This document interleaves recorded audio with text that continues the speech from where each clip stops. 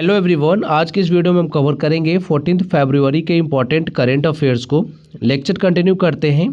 And हाँ, सबसे पहले देखो 14 फरवरी को जो है पूरे भारत में ब्लैक डे होता है। क्यों होता है कारण बताने की ज़रूरत नहीं है, आप सबको पता है। 14 फरवरी 2019 को जो है पुलवामा अटैक हुआ था, जहाँ पर जो है हमारे काफ़ी सारे जवान जो है शहीद हुए थे। तो भगवान उन सभी जवानों की आत्मा को शांति दे। लेक्चर कंटिन्यू करते हैं। In February 2026, which ministry issued comprehensive guidelines to standardize the official protocol for rendering India's national song Vande Mataram at government and public events? तो ये मिनिस्ट्री कौन सी है? ये है होम अफेयर्स की मिनिस्ट्री। ऑप्शन सी करेक्ट है। देखो अभी जो है ना नया गाइडलाइन इशू किया गया है मिनिस्ट्री ऑफ होम अफेयर्स के द्वारा। यहाँ पर देखो ऑफिशियल प्रोटोकॉल अब क्या है, covers all 6 stanzas of Vande Mataram 3 minute 10 second में जो है ये पूरा करना है। अब कहीं भी वंदे मातरम जो होगा ना, अब सभी जो है जितने भी 6 स्टैंजर्स है ना वंदे मातरम के पूरे गाए जाएंगे। एंड ड्यूरेशन कितना होना चाहिए? 3 मिनट 10 सेकेंड। और मान लो कहीं पे वंदे मातरम जो हमारा नेशनल सॉन्ग है और नेशनल एंथम जन गण मन है, दोनों को गाया जाना है, तो वहाँ पर जो है सबसे पहले जो है नेशनल कौन सा सॉन्ग गाया जाएगा, यानी वंदे मातरम पहले गाया जाएगा और जन गण मन जो है ना ये बाद में गाया जाएगा। ठीक है। बाकी यहाँ पर ओकेजन्स की बात करें, to be rendered at designated official event. And हाँ, ऐसा भी कहा गया है किसी भी इवेंट में अगर मान लो राज्यपाल या प्रेसिडेंट आते हैं तो उनके आने से पहले वंदे मातरम को जो है बजाया जाएगा या गाया जाएगा, एंड जाने के बाद भी गाया बजाया जाएगा। ठीक है। बाकी देखो वंदे मातरम जहाँ भी गाया जाएगा वहाँ पर जो है अब लोगों को खड़ा होना अनिवार्य यानी कंपलसरी कर दिया गया है, ये भी इम्पोर्टेंट है। एंड बात करेंगे यहाँ पर जो भी अवार्ड डिस्ट्रीब्यूशन होते हैं ना, मान लो पद्म अवार्ड्स दिए जा रहे हैं तो वहाँ पर भी जो है वंदे मातरम गाया जाएगा, ये भी इम्पोर्टेंट है, याद रखिएगा। नेक्स्ट है यहाँ पर वंदे मातरम से रिलेटेड कुछ इंपॉर्टेंट फैक्ट को देखेंगे। सबसे पहले तो देखो आपको पता होना चाहिए वंदे मातरम को लिखा किसने है। ये नेशनल सॉन्ग है भारत का, हम सबको पता है। वंदे मातरम को लिखा है बंकिम चंद्र चटर्जी ने, यहाँ पर तस्वीर में आप उनको देख सकते हो। एंड वंदे मातरम को कहाँ से लिया गया है? आनंद मठ जो है यहाँ से लिया गया, याद रखिएगा।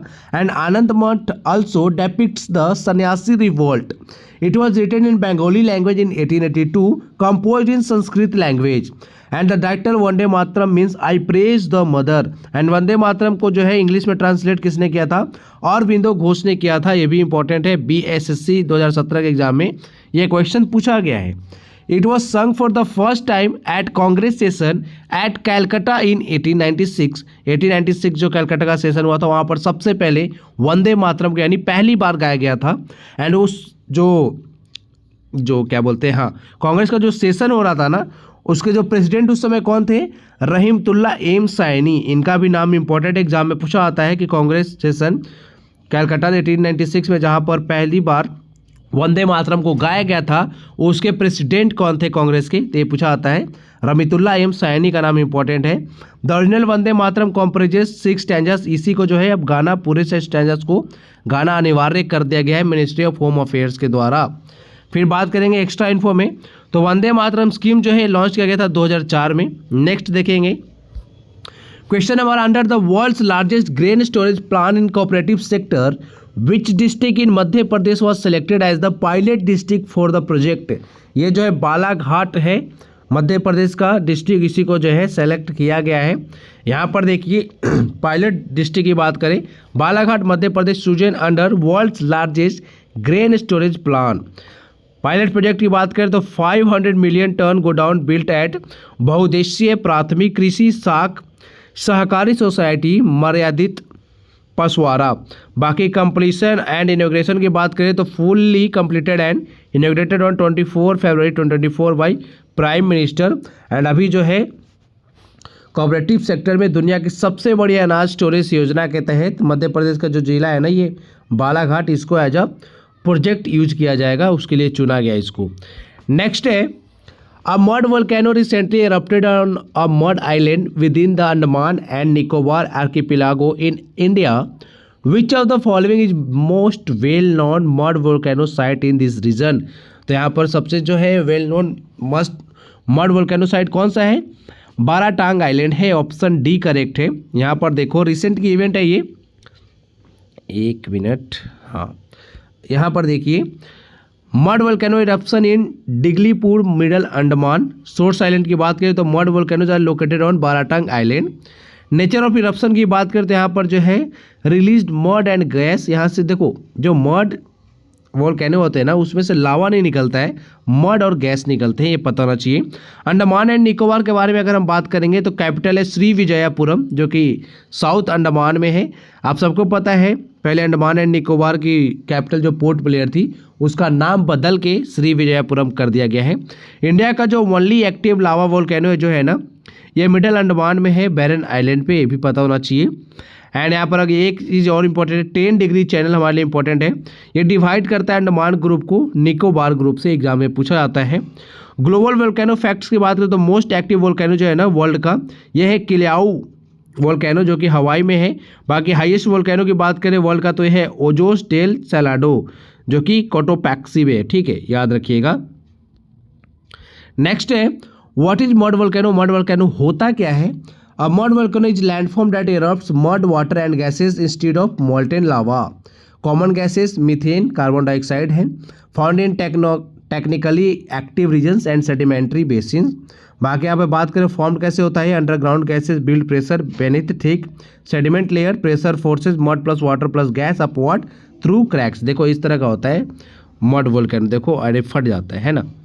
नेक्स्ट है, साइक्लोन की जाने recently made landfall in which country causing significant displacement at least 20 fatalities. तो ये जो है साइक्लोन की जाने अभी किस देश में आया है, तो इस देश का नाम है मैडागास्कर, ऑप्शन बी करेक्ट है। मैडागास्कर जो एक आइलैंड कंट्री है। अच्छा, आइलैंड के बारे में कुछ इंपॉर्टेंट फैक्ट मैं आपको बताता हूँ। वर्ल्ड का अगर आपसे लार्जेस्ट आइलैंड पूछा जाए ना, तो वो है ग्रीनलैंड, ठीक है। इसमें जो है डेनमार्क के अंडर में है, ये डेनमार्क के कंट्रोल में है ग्रीनलैंड। अभी देखो ग्रीनलैंड को जो है ना कब्जाने की बात कर रहा था यूएस, है ना, तो डेनमार्क ने साफ नकारा है इसको, जो ग्रीनलैंड जो है हमारा पार्ट है, इसे आप कब्जा नहीं सकते हैं। एशिया का लार्जेस्ट आइलैंड जो है वो है बोर्नियो, ठीक है, ये है वर्ल्ड का लार्जेस्ट। एंड सेकेंड लार्जेस्ट जो है वर्ल्ड का वो कौन सा है, न्यू गिनी। एंड बोर्नियो जो है ना वर्ल्ड में 3rd पर आता है। एंड एशिया में जो है ये सबसे बड़ा आइलैंड है बोर्नियो। एंड मैडागास्कर जो है ना, ये भी एक आइलैंड कंट्री है। तो मैडागास्कर जो है इंडियन ओशन में सबसे बड़ा आइलैंड है, ये याद रखिएगा। मैडागास्कर वर्ल्ड का सबसे बड़ा आइलैंड ग्रीनलैंड, एशिया का सबसे बड़ा आइलैंड बोर्नियो, इंडियन ओशन का सबसे बड़ा आइलैंड कौन सा है, मैडागास्कर। यहाँ पर देखेंगे, देखो गिजाने जो साइक्लोन है ना, इसका नाम किसने दिया है, साउथ अफ्रीका ने दिया है। ये इंपॉर्टेंट हो जाता है, नाम पूछते हैं कि नामकरण जो है किसके द्वारा किया गया है। ओरिजिन एंड पाथ की बात करें तो formed in Indian Ocean, moved east to west, tropical cyclone है ये। लैंडफॉल की बात करें तो फर्स्ट ट्रक टुआमासीना मैडागास्कर। बाकी यहाँ पर हम बात करेंगे जियोग्राफिक कॉन्टेक्स्ट में, तो मैडागास्कर जो है लार्जेस्ट आइलैंड है इंडियन ओशन का, ऑफ अफ्रीकाज कोस्ट, अफ्रीका के जो कोस्ट पे ही है, बगल में ही है।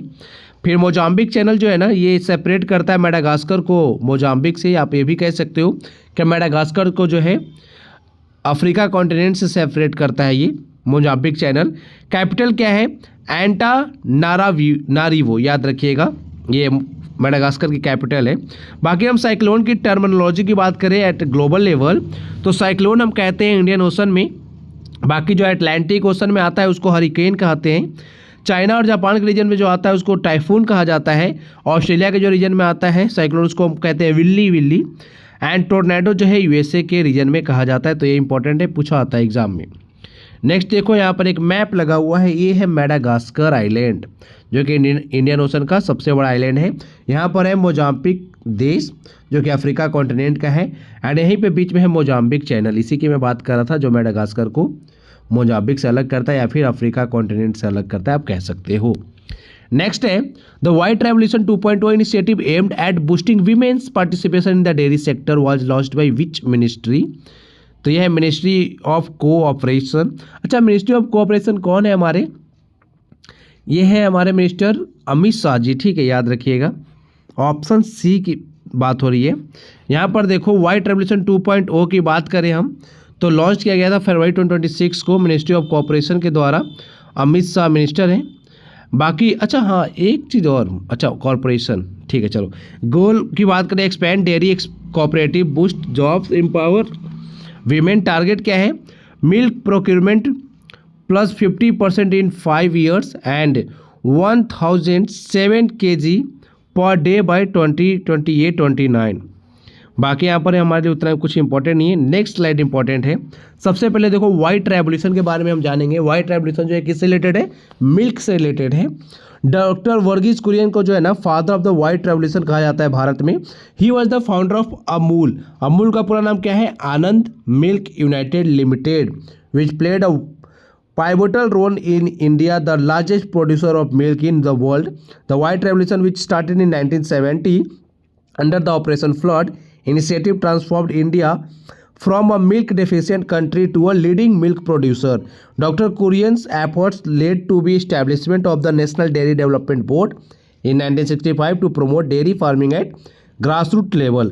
Operation flood is also known as the white revolution in India, ये भी आपको पता होना चाहिए। And the aim of operation flood was to make India self sufficient in milk production and to increase the income of dairy farmers.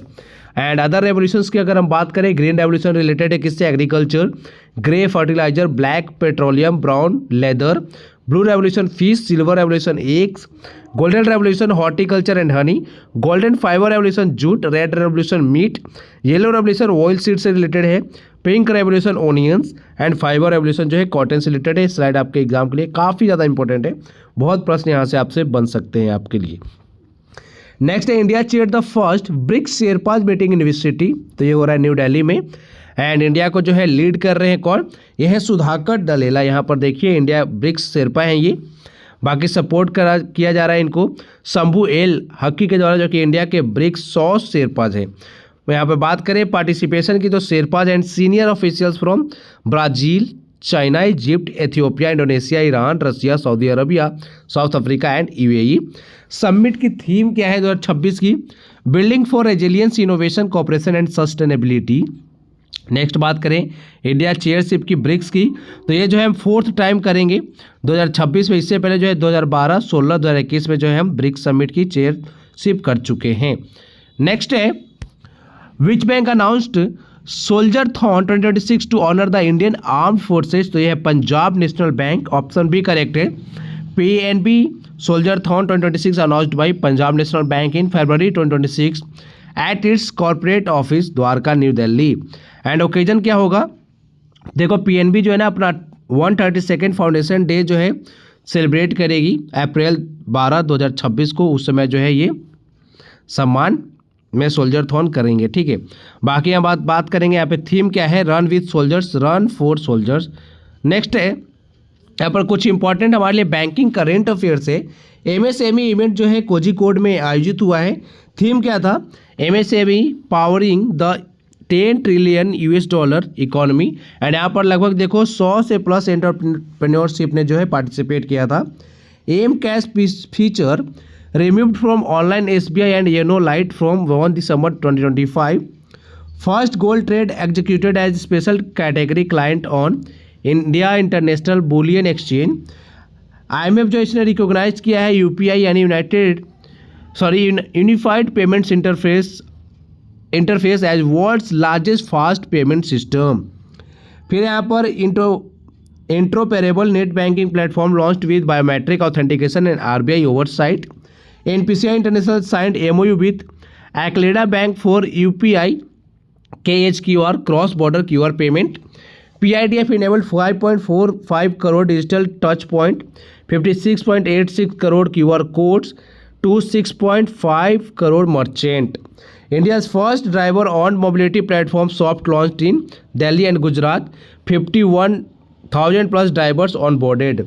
फिर PSB posted 49,456 crore Q2 financial year 2026 profit. State Bank of India contributed here 20,160 crore. Next यहाँ पर देखो door step digital life certificate facility for EPS 95 pensioners enabled. Amit Shah launched 3 digital platforms to modernize urban cooperative banks. Won Best Profit Making Bank Award in Belgavi for women-led financial inclusion. Next है Dr. Haripriya Arvind and Dr. R. Venkatesh from Puducherry won which prestigious international award in 2026? तो इनको जो है किस award से सम्मानित किया गया है अभी हाल ही में?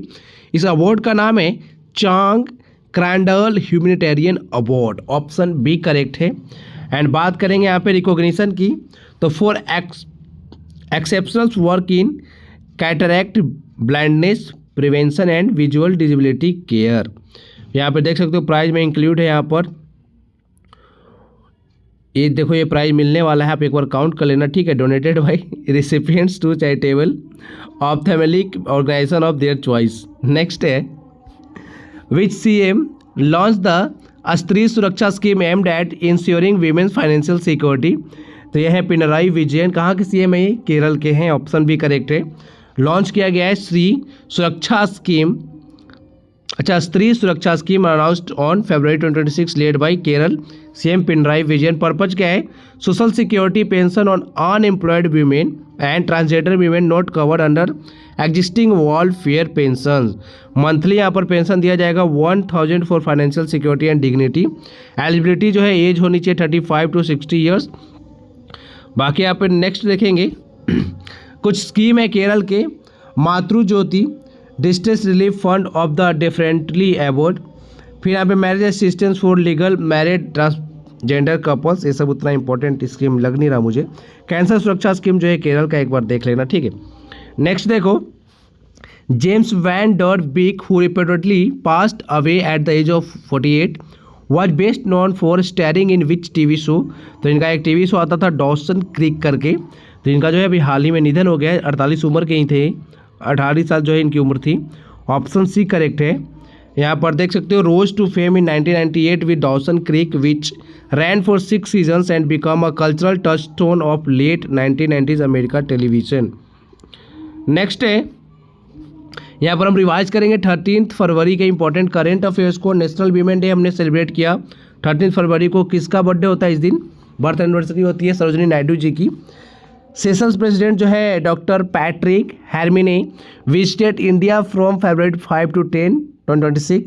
Tanzania jointly convened the 4th joint defence cooperation committee meeting with India in 2026।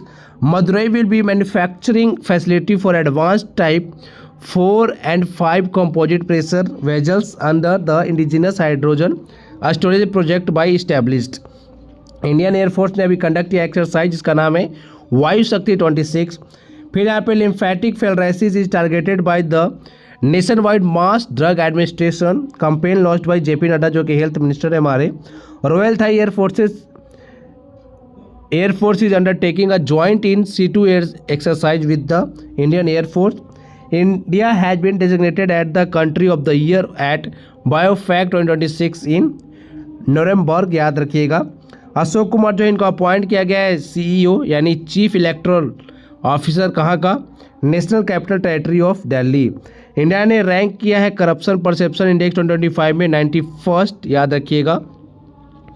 Next अब यहाँ पर रिवाइज करेंगे 2025 के इंपॉर्टेंट करेंट अफेयर्स को थ्रू वन लाइनर्स फॉर्म। सबसे पहले है India was recently elected as the chairman of executive board of AIBD। The name of the first tri services seminar announced by ministry of defence is Ran Samvad, ठीक है। Zakir Khan become the first Indian Hindi stand up artist to perform at Madison Square Garden. North East United FC were the champions in recent डोरंट cup final 2025, याद रखिएगा। Ujjain hosted the global spiritual tourism conclave 2025। Anees Dayal Singh जो है इनको अभी हाल ही में appoint किया गया है डेप्यूटी NSA यानी national security adviser to the prime minister of India. Andhra Pradesh government announce life insurance cover of 1 crore for regular municipal workers. फिर यहाँ पे RRU जो है Rashtriya Raksha university recently signed an MOU with SSB। Fiji prime minister जो है Sitiveni Rabuka is to visit India from August 20 to 26 for talks with PM Modi. PNB has become the first public sector bank to move its cooperative website domain. Ambani family has topped the 2025 Rune India Most Valuable Family Business list. 18th International Olympiad on Astronomy and Astrophysics 2025 held in Mumbai. Asian Shooting Championship 2025 held in Kazakhstan, where Manu Bhaker won bronze medal in women 10-meter air pistol event. Niti Aayog has launched the report titled Rethinking Home Stage ये आपको याद रखना है, ठीक है। नीति आयोग ने एक report जो है रिलीज किया है, लॉन्च किया है। नाम क्या है? Rethinking home stage navigating police pathways, याद रखिएगा। अब आपके लिए एक क्वेश्चन है, who is the author of the book and equal music. अभी देखो SSC MTS का एग्जाम चल रहा है ना 2026 का, वहाँ पे पूछा गया है ना। बुक्स एंड ऑथर्स से रिलेटेड ना एक हमने कंप्लीट वीडियो आपके लिए अपलोड किया है, जहाँ पर लगभग 150 से 200 बुक जो है ना एकदम इंपॉर्टेंट जो बार बार रिपीट होते हैं उनको कवर कराए, वो वीडियो आप जरूर देखिएगा। तो यहाँ पर देखो एन इक्वल म्यूजिक के ऑथर कौन है? ऑप्शन है किरण देसाई, विक्रम सेठ, अरुंधति रॉय या फिर सलमान रुश्दी। नेक्स्ट देखो यहाँ पर पेड कोर्स की बात हो रही है। डेली करंट अफेयर्स की PDF जो अभी आपने पढ़ा है ना, ये आपको फ्री में नहीं मिलता है। 251 का जो है आपको 12 मंथ का PDF यहाँ पर मिलेगा, जनवरी टू दिसंबर। फिर जो है 6 मंथ का अगर आप परचेस करना चाहते हो तो 151 में परचेस कर सकते हैं। 65 का हमारा मंथली करंट अफेयर्स आता है 6 मंथ का, जनवरी टू जून का मिलेगा आपको यहाँ पर। एंड 65 में हमारा जो है टॉपिक वाइज करंट अफेयर्स आता है। यहाँ पर आपको जो है जनवरी से जून तक का सभी टॉपिक का सेपरेट एक PDF मिलता है। यहाँ पर लगभग आपको जो है 25 PDFs प्रोवाइड कराए जाएंगे। किसी भी तरह का अगर आपको इशू आता है पेड कोर्सेज को लेने में तो आप जो है इस कॉन्टैक्ट नंबर पे कांटेक्ट कर सकते हो या फिर व्हाट्सएप पे भी मैसेज कर सकते हो। नंबर नीचे दिया गया है 9123206137। आज की वीडियो में इतना ही था। आप लोग अपनी अच्छे से पढ़ाई करिए, स्वस्थ रहिए। Thank you for watching video, thank you so much.